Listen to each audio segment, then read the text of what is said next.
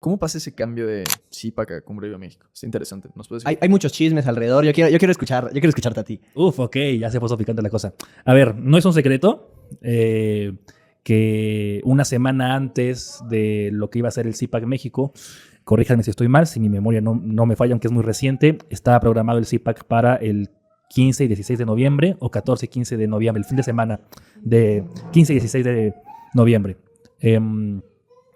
Y Eduardo decide, por A por B o per se, lanzar un tuit en contra del presidente de Argentina, Javier Milei, lo que curiosamente derivó en una serie de críticas y tweets y comentarios y peleas y trifulcas, ya no necesariamente políticas. Veías a gente del mismo partido de Milei o afines hablando sobre partidos de fútbol, ¿no? O argumentando contra México que salta muros y cosas así, o sea, cosas que no tenían por qué salir al debate por más bien o mal que hubiese estado el tuit en ese momento de Eduardo, que terminó en una discusión profunda sobre alianzas políticas, sobre qué defendemos, sobre qué no defendemos, con qué estamos de acuerdo, con qué no.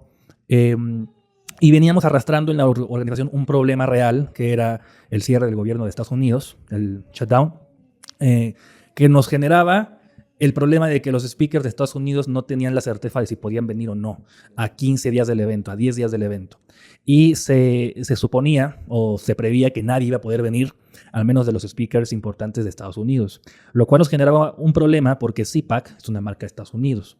Entonces, sin speakers importantes de Estados Unidos, pues pierde como que la carne, la esencia también, que no es exclusivamente de Estados Unidos, por algo es CIPAC México o era CIPAC México, pero ese era un problema. Entonces ya eso ponía a tambalear el evento en esas fechas. Se estaba platicando si se posponía, etcétera, y en medio de eso llega un tweet que termina por hacer una marcada diferencia.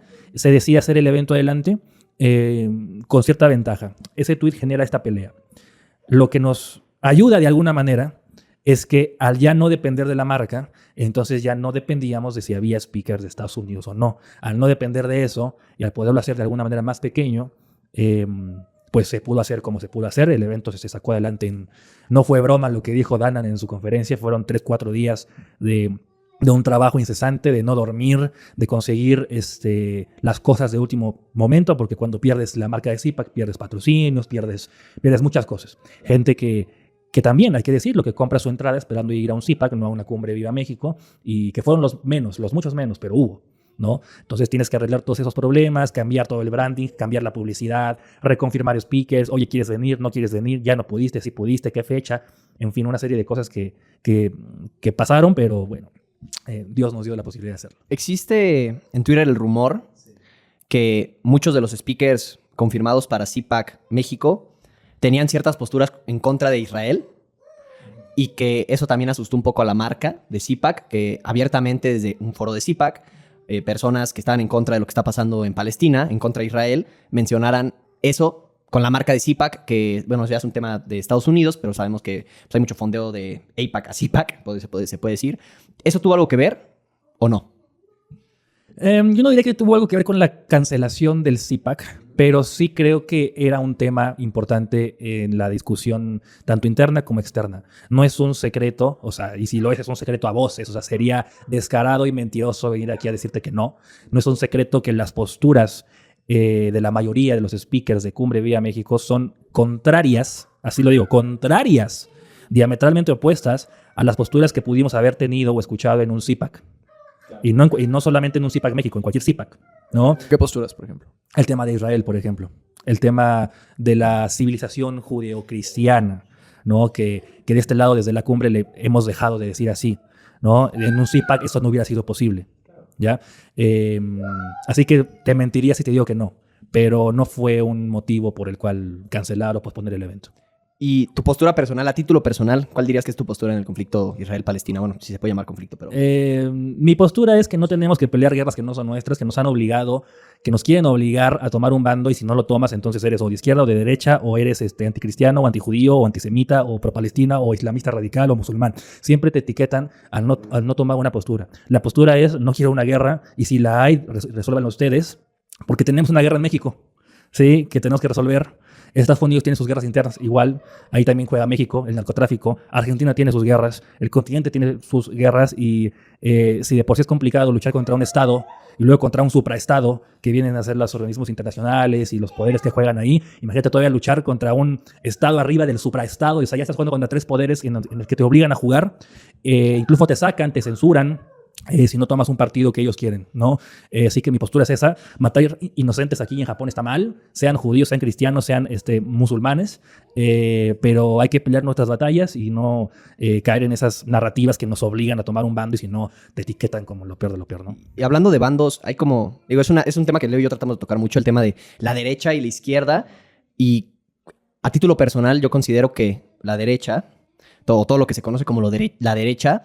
Pues hay muchas diferencias entre las posturas de un autodenominado libertario, por así decirlo, refiriéndome específicamente a Javier Milei, y tal vez un conservador refiriéndome específicamente a Eduardo Verástegui. Hay muchas diferencias en muchas cosas. Sí. ¿Tú crees que es prudente acomodar a los dos perfiles dentro de la derecha? ¿Crees que es algo bueno o cómo se lo explicarías? Depende de cómo lo veas. Fíjate que desde hace años cuando el debate derecha-izquierda llegó al tema de redes sociales, y lo he platicado con muchas personas con posturas diferentes, cuando tú pones sobre la mesa las palabras derecha-izquierda, hay 2 posibilidades en las cuales puedes pensar. Si hay una tercera, dime alguna.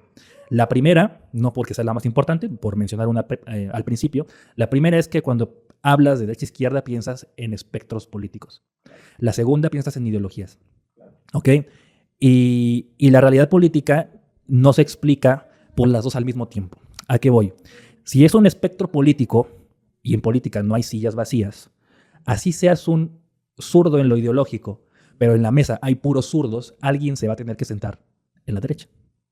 ¿Ok? Esa silla tiene que estar ocupada. Y un zurdo progre, por eso hoy encuentras progres en la derecha. Porque hay sillas en la derecha que son ocupadas por personas que en otro momento ideal político serían las personas que se sentaran en la izquierda.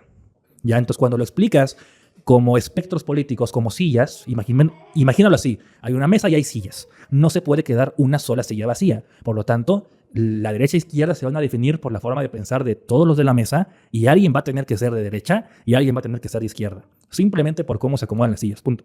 Eso explicaría por qué el PAN es de derecha, ¿no? Eso explicaría, desde esa postura, el PAN es de derecha. ¿Ya? Ahora, cuando hablas de derecha e izquierda y piensas en ideologías, la cosa puede cambiar mucho. Porque puede decir la mesa, pues sí, hay a la derecha y a la izquierda, pero yo veo pura izquierda. Porque piensas en ideologías, ¿no? Ahora, igual pensar en ideologías, puede que las ideologías cambien los lugares a veces, ¿no? Lo podemos ver ahora, bien lo dices con libertarios. A ver, hablando desde el tema libertario, donde yo estuve en los inicios del tema libertario en México hace 8 o 9 años, con México Libertario, con giras con Daniel Lacalle, con la misma Gloria Álvarez, con Axel Kaiser, con Javier Milei. Ahí conocí a Milei en persona. Incluso el movimiento libertario cambió radicalmente. Al principio teníamos, todos somos libertarios. En un año, bueno, pero ellos son más libertarios que estos. De hecho, había concursos en redes sociales de, a ver, el libertario del año. ¿Quién es el más libertario? ¿Quién reparte las etiquetas de libertarismo? Porque al tener un minimalismo moral, pues entonces abres la puerta a ese tipo de cosas, ¿no? Luego viene el debate de, bueno, estos son los libertarios, pero estos son los paleolibertarios, ¿no? O sea, los libertarios como que más conservadores, que siguen teniendo ideas libertarias, pero creen en Dios, pero tienen temas con el aborto, pero tienen temas con lo LGBT.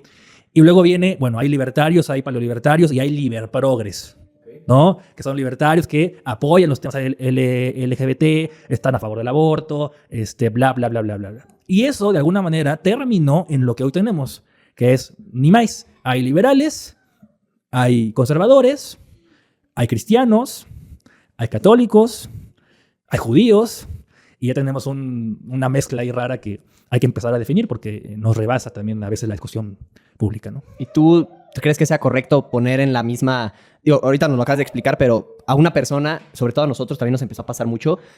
¿Y ustedes son así conservadores o de derecha? Y Javier Milei, ¿qué opinan de él? Y la verdad nos simpatizamos con Milei. Tal vez al principio en su candidatura sí lo llegamos a hacer. Está bien, había que apoyarlo. Sí. Era una persona muy diferente a la que creo que se está presentando hoy en día. O bueno, al menos... O quizás siempre fue así, no sé. Exactamente, los hechos están diciendo otra cosa. ¿Tú crees que sea saludable que nos pongan en la misma canasta todos? ¿O tú crees que sí hay que hacer la distinción de, oye, somos cosas bien diferentes? Porque yo creo que lo somos. Sí, yo creo que es importante hacer la distinción sin perder el piso. Es decir, a ver, Igual depende de los contextos políticos de cada país y en determinado momento. Te pongo un ejemplo. Las campañas de Xochitl Gálvez contra Claudia Sheinbaum. ¿Sí? En cierto momento yo pude haber venido aquí y decirte yo estoy diametralmente opuesto a Xochitl